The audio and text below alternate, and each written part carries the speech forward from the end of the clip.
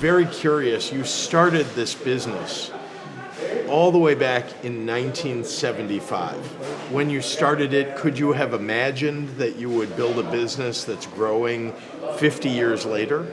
Yo soy de Uruapan, Michoacán, entonces vine a Chicago, entonces siempre traía la idea de poder hacer carnitas en Chicago y empecé en 1975, en la 18.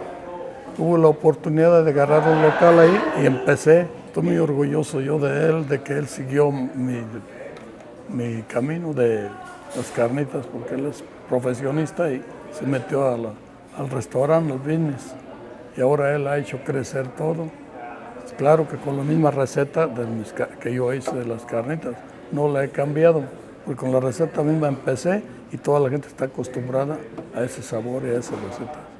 Y ahora él está siguiendo adelante. Me siento muy orgulloso de él. Yo jamás creí que fuera a durar 50 años el negocio.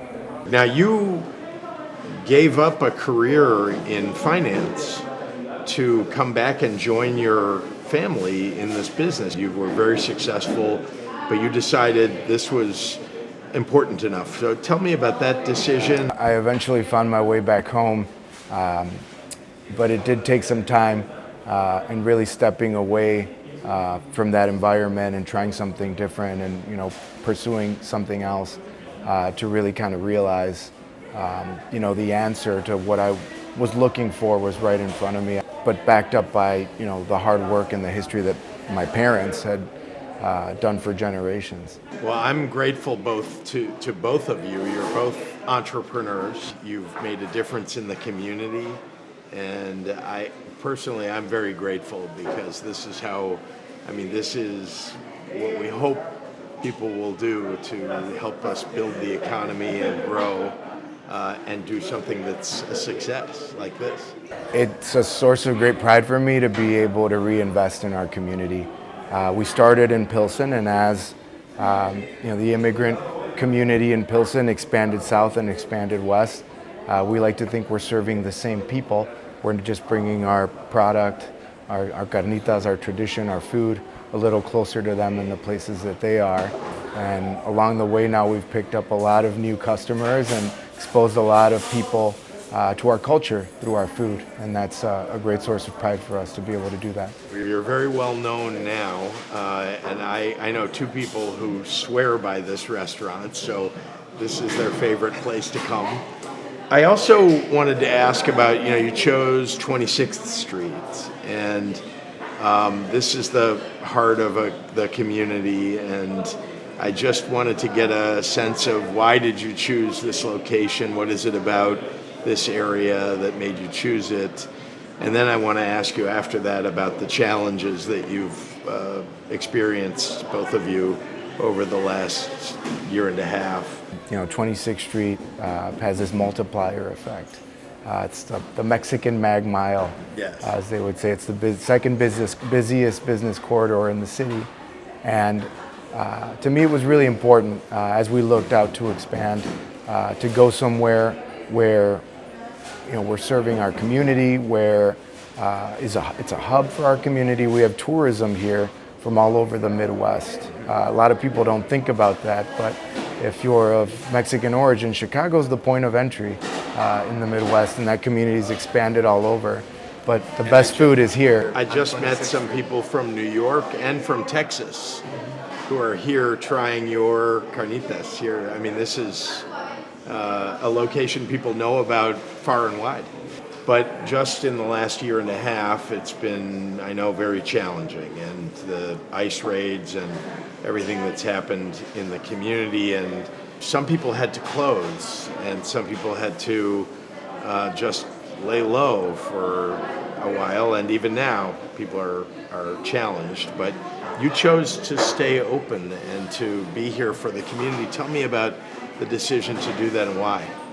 Well, we're thankful that you're here and that you're very much informed of the situation here.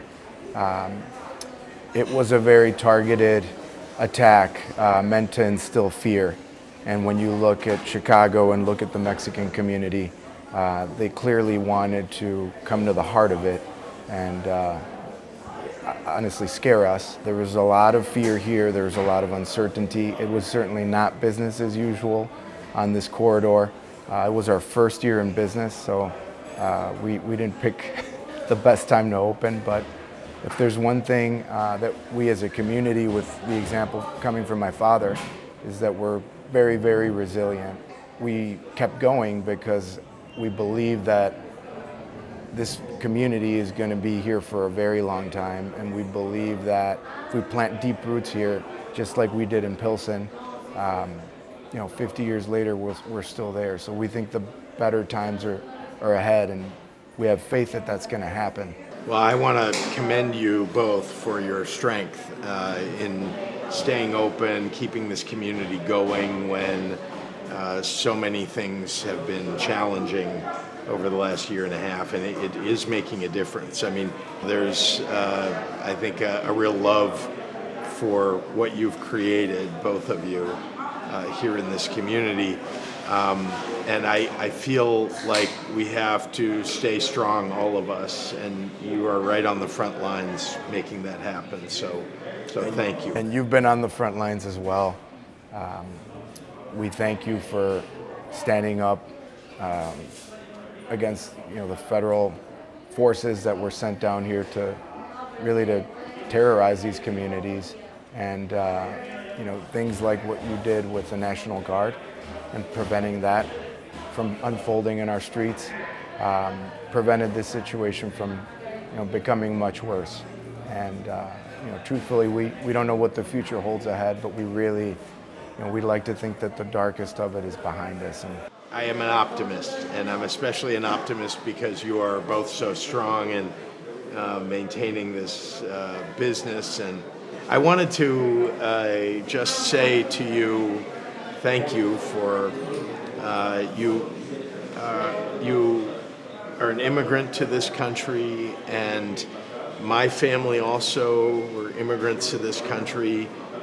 You took the knowledge and the drive from your home in Michoacan and brought it here and became successful. I feel like the same about my family. My great-grandfather came here. He did not speak any English, and he decided he was very young, but he decided he wanted to become a lawyer. And so he went to school and somehow struggled and got through. And he started a business of being a lawyer and became successful like you. And so, a few generations now over time, my family has been successful. And of course, I'm governor of the state. But it was only because of my ancestor, my great-grandfather, who came here like you and just took a big risk, and I'm just so grateful. I'm grateful to you, and I will always stand with you in that. And maybe you can just tell me about the experience of coming to the United States. I mean, it must have been a little bit scary, a lot of risk, and you can share with me how you felt at the time and now how you feel many years later. Mi experiencia es de que pues vine y traté de progresar, de trabajar 4 años en una compañía de carne. Me sentí con mucho frío, lo principal, mucho frío, mucha nieve, pero trabajando, puse el pequeño negocio. Todos los meses llegaba la tarjeta que no desconecto, para pagar la luz. Necesitaba pedir prestado dinero para poder pagar, para seguir.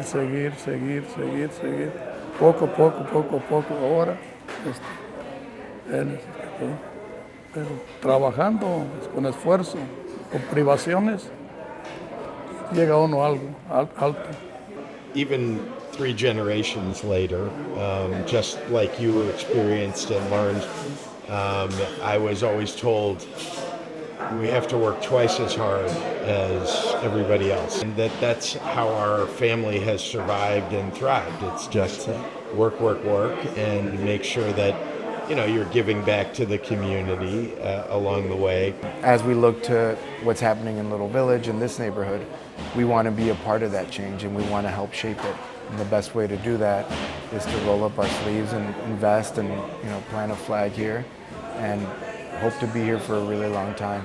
And I'm very proud that you're residents of the state of Illinois and of the city of Chicago. And I look forward to many years of watching the growth of this business. Thank you very much. Thank you. Pleasure to have you.